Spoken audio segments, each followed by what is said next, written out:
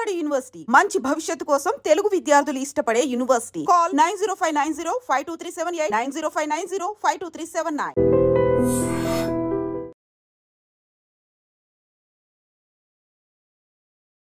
నమస్తే, welcome to I Dream social spotlight with కవిత.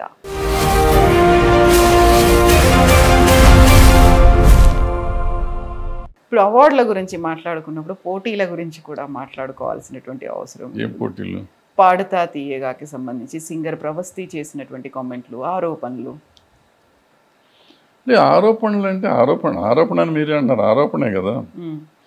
ఆరోపణలో ఎంత నిజం ఉంది, ఎంత అబద్ధం ఉంది అనేది నాకు తెలిసి, నాకు పాడుతా తీయగా కదా అది ప్రోగ్రామ్, అది బాలు గారు స్టార్ట్ చేశాను. బాలు గారు చేసిన కాంపిటీషన్ ప్రోగ్రామ్ కాదు అప్పట్లో. మరి ఇప్పుడు ఇంట్రెస్ట్ నేను చూడలేదు. నేను సరిగంప చేసే రోజుల్లో ఇవన్నీ చూసేవాడిని, ఇప్పుడు అసలు చూడట్లేదు. అయితే ఈ ప్రోగ్రామ్స్లో అసలు ఫస్ట్ మనకి ఇప్పుడు ఆ అమ్మాయి స్టేట్మెంట్ ఈ మధ్య చూసా. నేను కూడా చాలాసార్లు ఓడిపోయాను, నన్ను కూడా ఈవెన్ ఆహాలో ఏదో ప్రోగ్రామ్ చేశాను, దాంట్లో 6వ రౌండ్లోనే తీసేశారు, సంథింగ్ లైక్ దట్ ఏదో చెప్పింది. సో తీసేయటం అనేది ఆ అమ్మాయి కొత్త ఏం కాదు. నేను గొప్ప సింగర్ అయితే 6వ రౌండ్లో వాళ్ళు తీరు కదా. సో ఇప్పుడు కూడా తీసేసి ఉండొచ్చు. అయితే ఎప్పుడు కూడానమ్మా ఈ టీఆర్పీలు ఉంటాయి. టీఆర్పీలు నిమిషానికి వస్తాయి. మాకు ఇప్పుడు ప్రొడ్యూసర్కి వచ్చేటప్పటికి, ప్రొడక్షన్ హౌస్కి ఎవ్రీ మినిట్ ఉంటుంది. ఎవరు పాడుతున్నప్పుడు ఎక్కడ హై ఉంది, ఎక్కడ లో ఉంది, ఏ సింగర్కి అయితే ఏముంటుంది అంటే, ఎవరిదైతే 2 వారాలు ఎక్కువ కనపడుతుందో ఆ సింగర్ని లేపుతానికి ట్రై చేస్తూ ఉంటారు. ఎవరైతే వీక్గా ఉన్నారో వాళ్ళని మెల్లిగా పంపించేస్తానికి ట్రై చేస్తుంటారు. ఊరికి బయటికి చెప్పడానికి ఓట్లు వచ్చినాయి లేకపోతే అది ఇది అంటాం, కానీ మాకు ఆ టీఆర్పీ గ్రాఫ్ను బట్టే ఉంటుంది. రియాక్షన్స్ అక్కడే ఉంటుంది ఎక్కువ, దాని మీద ముందవుతుంది. నేషనల్లో అయితేనేంటంటేనేమో ఇవాళ ఈ సంవత్సరం ఈ స్టేట్కి ఇద్దాం, ఈ సంవత్సరం సౌత్ ఇండియాలో పలానా తెలుగు స్టేట్కి ఇద్దాం, తమిళ స్టేట్కి ఇద్దాం అని అనుకుంటారు. ఎందుకంటే వాళ్ళ వ్యూవర్షిప్ పెంచుకుంటానికి చేసే ప్రయత్నాలు. అందుకనే వాళ్ళు అట్లా చేస్తారు. అందుకని వీళ్ళు మనవాళ్ళు అనుకుంటారు తెలుగు మనం వెళ్ళగానే మనకి ఇస్తారని. ఎందుకు ఒకసారి అప్పుడు 2-3 సార్లు ఇచ్చారు. అప్పట్లో బాగా అసలు తెలుగు స్టేట్స్లో హిందీ సినిమాలు చూసేవారు కాదు, హిందీ పాటలు చూసేవారు. అప్పుడు మనవాళ్ళు వెళ్ళినప్పుడు ఫిక్స్ అయిపోయారు, వాళ్ళు తెలుగు వాళ్ళకి ఇవ్వాలనుకున్నారు కాబట్టి తెలుగు వాళ్ళు ఒకళ్ళు ఇద్దరు వచ్చారు, ఒకళ్ళకి ఇచ్చారు.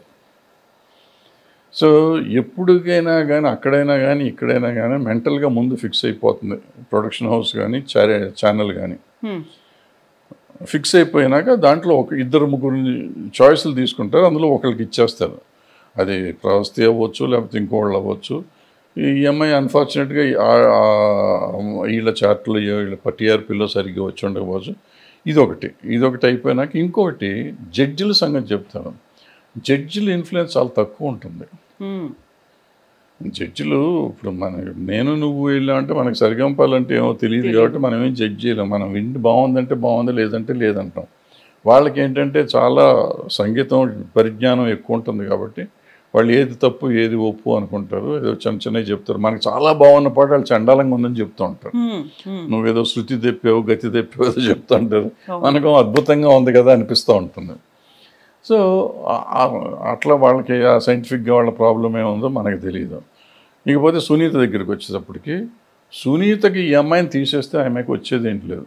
ఆమెకు వచ్చే ఇప్పుడు కొత్తగా బిల్డింగ్లు, ప్రవస్తిని తీసేస్తే ఎవరు బిల్డింగ్ కట్టేవారు, ప్రవస్తిని తీసుకొస్తే ప్రవస్తి ఆ అమ్మాయికి ఏమవ్వదు. లేకపోతే వీళ్ళకి ఈ పిల్లకి ఆ పిల్లకి శత్రుత్వం ఉండడానికి కూడా అవకాశం ఏం లేదు. సో ఏదో మిస్అండర్స్టాండింగ్స్ ఉంటాయి, చిన్న మిస్అండర్స్టాండింగ్స్ ఉంటాయి, అంతే తప్ప దాన్ని మనం అంత సీరియస్గా తీసుకోవాల్సిన అవసరం లేదు. మా కాంపిటీషన్కి వెళ్ళిన వాళ్ళు ఎవళ్ళైనా ఓడిపోతానికి అర్థంగా ఉంటారు. ఇక డ్రెస్ కోడ్ సంగతికి వచ్చేసరికి, డ్రెస్ కోడ్ ఏంటంటే అంటే ఈ టీవీలో ఇంతకుముందు అట్లా ఉండేది కదా, డ్రెస్సుల సంగతి తెలీదు. బట్ మిగతా వాటిలో నేను చేసిన ప్రోగ్రాంలో అప్పుడే చిన్నపిల్లలు చేస్తే బట్టలు నేను ఒప్పుకునేవాడిని కాదు. తల్లిదండ్రులు నాతో పోట్లాడేవారు, మా పిల్లలకి ఆ బట్టలు అయినవ్వాను. చిన్నపిల్లలకి అటువంటి అసలు పాటలు వద్దనేవాడిని నేను. కొన్ని పాటలు చిన్నపిల్లలు ఆ పాట పాడకూడదండి. ఇప్పుడు ఇందాక ఆ అమ్మాయి చెప్పింది, నన్ను ఆ పాట పాడిన వాళ్ళు, ఈ పాట పాడిన వాళ్ళని. వాళ్ళు కొన్ని సునీత చెప్పినట్టు అది కంపెనీలు వాళ్ళకి డబ్బులు కట్టాల్సి ఉంటుందన్నమాట. అందుకని అవి వద్దని చెప్తూ ఉంటారు. కాదు పాడారు అంటున్నారు, నిజం అయ్యి ఉండొచ్చు కూడా.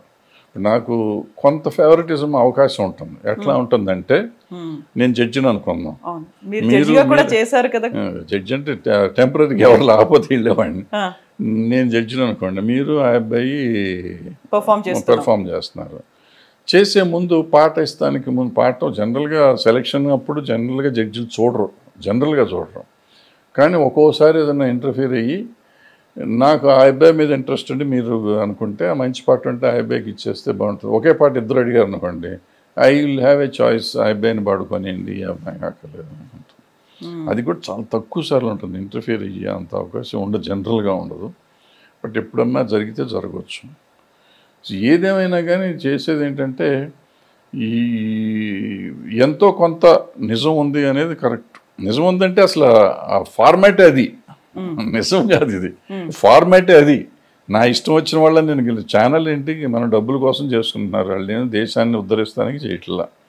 ఆ బాలు గారు వచ్చినట్టు పాడుతా తీయగా అనేది మాత్రం డెఫినెట్గా దేశాన్ని ఉద్ధరిస్తాను. కంటే ఇవాళ ఎంతమంది సింగర్స్ వచ్చారంటే ఈ తెలంగాణ తెలుగులో కానీ తమిళ్లో కానీ కన్నడంలో కానీ వచ్చారంటే, ఈవెన్ మలయాళంలో కానీ వచ్చారంటే బాలు గారు మొదలెట్టిన పాడుతా తీయగాతోనే వచ్చారు. తర్వాత సరిగమపాలు వచ్చినాయి, తర్వాత ఏదో సూపర్ సింగర్కి ఇట్లా వరుసగా పేర్లు పెట్టుకుని వచ్చిన వాటితో మనకి అన్ని సౌత్ ఇండియా మొత్తంలో, సౌత్ ఇండియన్ భారతదేశం మొత్తంలో ఇవాళ సింగర్స్ విపరీతం కుప్పలుగా ఎంటర్టైన్మెంట్ ఫీల్డ్ని వెళ్తున్నారు. ఎన్నో ఫ్యామిలీస్ బతుకుతున్నాయి దాని మీద. ఆఫర్స్ కూడా ఆ తర్వాత చాలా వచ్చినాయి. గెలిచినా గెలవకపోయినా వీళ్ళందరూ ఏదో ఒక లైఫ్ వాళ్ళ ఊళ్ళల్లో వాళ్ళు పాడుకుని బతికేస్తున్నారు వాళ్ళు. సో మనందరికీ ఒక ఉద్యోగ అవకాశం లేదా అవకాశం వచ్చిన దాని గురించి మనం ఎక్కువ అలర చేయటం అవసరం లేదు. వాళ్ళు ఆ పిల్ల చెప్పింది, దీనివల్ల నాకు పెళ్ళిళ్ళలో పాడుకుంటాను, ఇంకో చోట పాడుకుంటాను, దానికి నా ఫ్యామిలీని కాపాడుకుంటున్నాను. సో అది అవకాశమే కదా. ఇవాళ ఇంకోటి సినిమాల్లో రావట్లేదు, ఎవరికి వస్తుంది? సునీతకు ఉన్నాయి పాటలు. సునీత ఈఎంఐని తొక్కేయటానికి సునీతకే దిక్కులేదు పాటలు. ఈ సంవత్సరానికి ఆమె ఎన్ని పాటలు పాడుతుంది? 4 పాటలు పాడుతుంది, 5 పాటలు పాడుతుంది. మరి ఒకనొకప్పుడు ఆమె నెలకి 15 పాటలు 10 పాటలు పాడేది కదా. ఇవాళ సంవత్సరానికి 10 పాటలు కూడా పాడతల్లా. ఆ అమ్మాయి ఈ అమ్మాయిని తొక్కుతానికి ఏముంటుంది? ఎవరితో ఉంటుంది? ఆ అమ్మాయి అడుక్కోవచ్చుగా. ఇప్పుడు నాతో పాడించుకోండి అని అడుగుతుందా, ప్రవస్థితో పాడించొద్దని అడుగుతుందా? Simple logic. ప్రవస్థితో పాడించండి అని చెప్పడానికి ఈజీ, కానీ వద్దని చెప్తానికి ఆ అమ్మాయికి ఏం అవసరం? వెళ్ళి ఫోన్లో చేసి ఎవరికన్నా చెప్పడం. ఈవెన్ కీరవాణి గారికి ఏం అవసరం, చంద్రబోస్ గారికి ఏం అవసరం? ఏంటంటే ఆ నిమిషంలో వాళ్ళు ఉండొచ్చు, ఆ నిమిషంలో వాళ్ళకి ఏమనిపించిందో ఎందుకు అనిపించిందో ఉంటే ఉండొచ్చు. బట్ దాన్ని ఈ అమ్మాయి చిన్నపిల్ల, ఈ అమ్మాయి కూడా అంత సీరియస్గా తీసుకోవాల్సింది కాదు.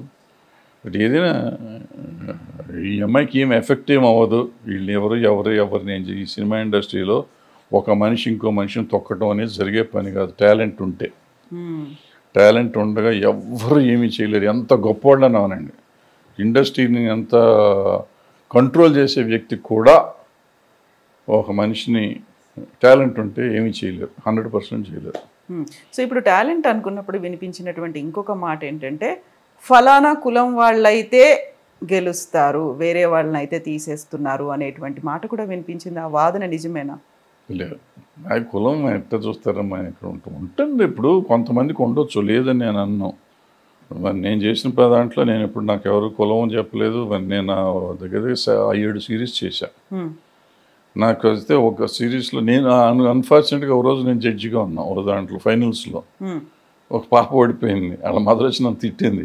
మా అమ్మాయి ఎందుకు నాకు తప్పు పాడింది అమ్మా, నీకేం తెలుసు తప్పు పాడింది అంది ఆవిడ. పాపం నాకు తప్పు అనిపించింది. నేను చెప్పాను ఇందాక నాకు సంగీత పరిజ్ఞానం లేదు, కానీ నా లెక్కలో నాకు ఆవిడ బాగా పాడలేదు ఆ పిల్ల అనుకోండి. చిన్నపిల్లల్ని మనం ఏమంటాం, మనం ఏం అనలేము.